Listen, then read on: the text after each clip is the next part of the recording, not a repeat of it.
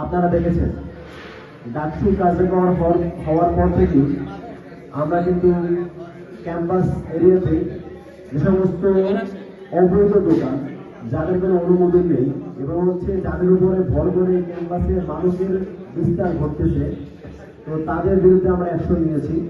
আমরা কিন্তু প্রশাসনের মাধ্যমে তাদের বিরুদ্ধে অ্যাকশন নিয়েছি। তো আপনারা দেখেছেন এই সমস্ত কাজকর্ম করতে গিয়ে আমরা শুরু থেকে বাধার সম্মুখীন হয়েছি।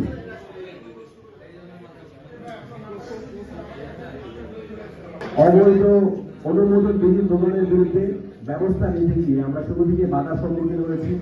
আপনারা দেখেছেন সেই বাধাটা কিন্তু সময়ের পরিক্রমায় শুধুমাত্র বাধার মধ্যে থাকে না, সেইখানে একটা পর্যায়ে গিয়ে নোংরামে রূপ দেওয়া হয়েছে এবং সেই নোংরামের নেতৃত্ব দিয়েছে ঢাকা বিশ্ববিদ্যালয়ের কিছু বাম সংগঠন এবং ছাত্রদল। আমরা তখন প্রথম থেকে অবাক হয়েছিলাম যে অবৈধ দোকানের বিরুদ্ধে কথা বলে এদের কেন চলতেছে, মাদকের বিরুদ্ধে কথা বললে মাদকের বিরুদ্ধে অ্যাকশন নিলে এদের কেন সমস্যা হচ্ছে।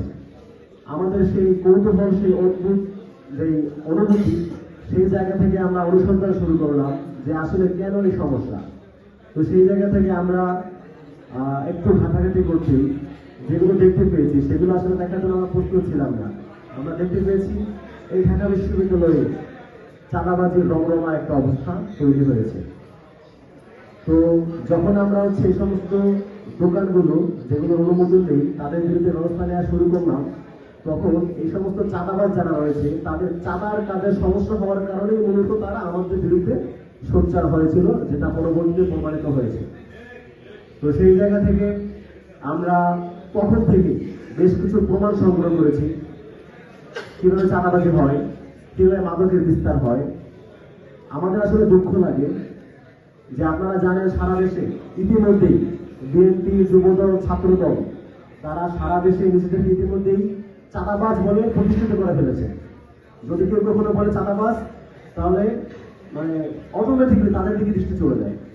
তো সেই জায়গা থেকে আমরা মনে করেছিলাম যে ঢাকা বিশ্ববিদ্যালয়ের ছাত্রদল তারা যেহেতু মেধাবী শিক্ষার্থী, যোগ্যতা পরিচয় দিয়ে ক্যাম্পাসে এসেছে, তারা হয়তো বা গতানুগতিক ছাত্রদলের চাইতে একটু উন্নত হবে, কিন্তু আমাদেরকে অবাক করে দিয়ে তারা আমাদের সামনে আবির্ভূত হয়েছে আরো উন্নত শ্রেণীর চাঁদাবাজ হিসাবে।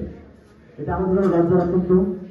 তো আমরা আসলে ক্যাম্পাস এরিয়ার ভেতরে কোনো ধরনের চাঁদাবাজি, কোনো ধরনের অবৈধ দোকানের রমরমা ব্যবসা, কোনো ধরনের সিন্ডিকেট, কোনো ধরনের মাদকের ছড়াছড়ি আমরা কোনোভাবে টলারেট করবো না।